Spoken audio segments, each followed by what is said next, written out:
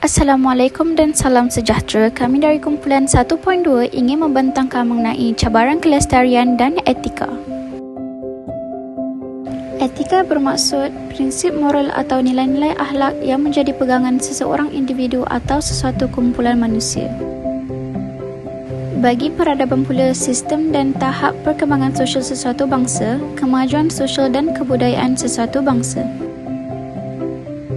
Dan akhir sekali adalah kelestarian. Menurut Fisker, peranan sistem nilai dan kepercayaan dalam mencapai kelestarian, ramai yang bersetuju dan menerima bahawa acuan utama sistem nilai manusia adalah agama.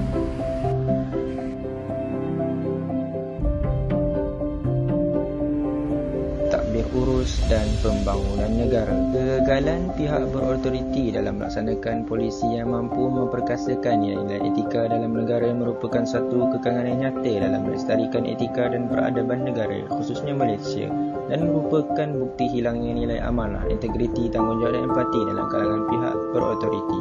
Peradaban yang dibentuk di atas kelemahan pengurusan seperti ini pastinya gagal mencapai gambaran peradaban beretika yang ideal. Peradaban negara juga turut dipengaruhi oleh pembangunan negara yang maju dengan pesat.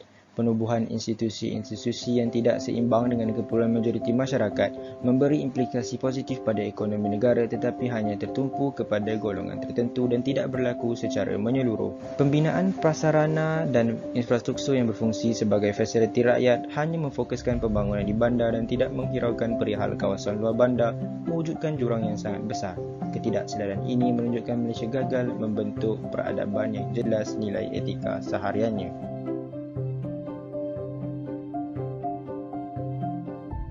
Media massa merupakan cabaran kelestarian etika dan peradaban di Malaysia.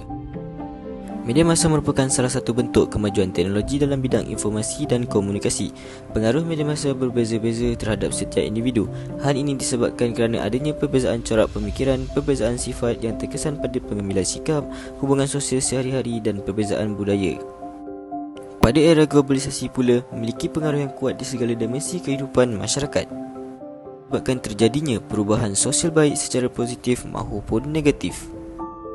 Masa di zaman era globalisasi ini, dengan adanya televisyen, radio, majalah, telefon bimbit yang canggih mengakibatkan berita yang tersebar semakin tidak berkualiti, bahkan kadang-kadang berita yang belum dikenal pasti atau merupakan satu fitnah. Pengaruh media massa merupakan cabaran kelestarian etika peradaban di Malaysia yang paling utama untuk mengubah arus pemikiran manusia pada masa kini. Media massa adalah disebabkan oleh teknologi digunakan oleh pihak-pihak yang tidak bertanggungjawab. Selain itu, media massa juga mampu mengubah gaya hidup seseorang. Dan pihak berkuasa ataupun pihak kerajaan menjadi acuh tak acuh terhadap persoalan yang terjadi pada masyarakat. Akhir sekali, menurut kajian yang dilakukan oleh Wan Hamad, pada tahun 2013 mendapati melayari laman web merupakan aktiviti yang paling digemari oleh pelajar di sebuah institusi pengajian dengan bertujuan untuk bersantai. Dari hasil kajian, mereka juga menunjukkan pelajar menghabiskan masa lebih dari 3 jam dalam sehari untuk melayari laman web untuk bersantai.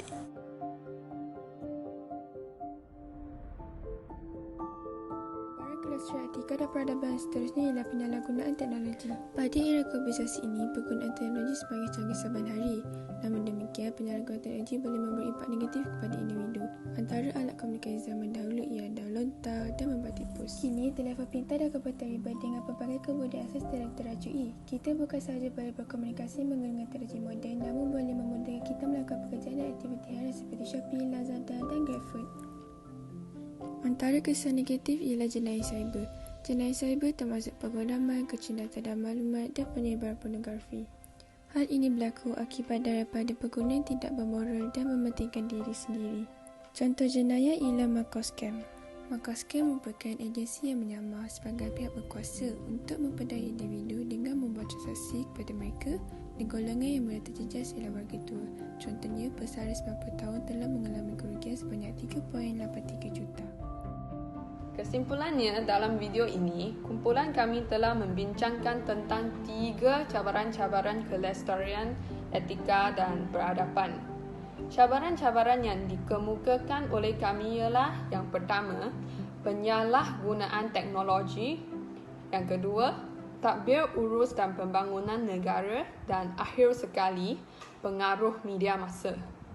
Malaysia merupakan sebuah negara yang sedang membangun dan berpotensi untuk menjadi lebih maju lagi. Oleh itu, rakyat Malaysia haruslah menanamkan nilai etika dan moral dalam diri mereka dan pembangunan negara kita akan terus maju selaras dengan kelestarian masyarakat. Sekian, terima kasih.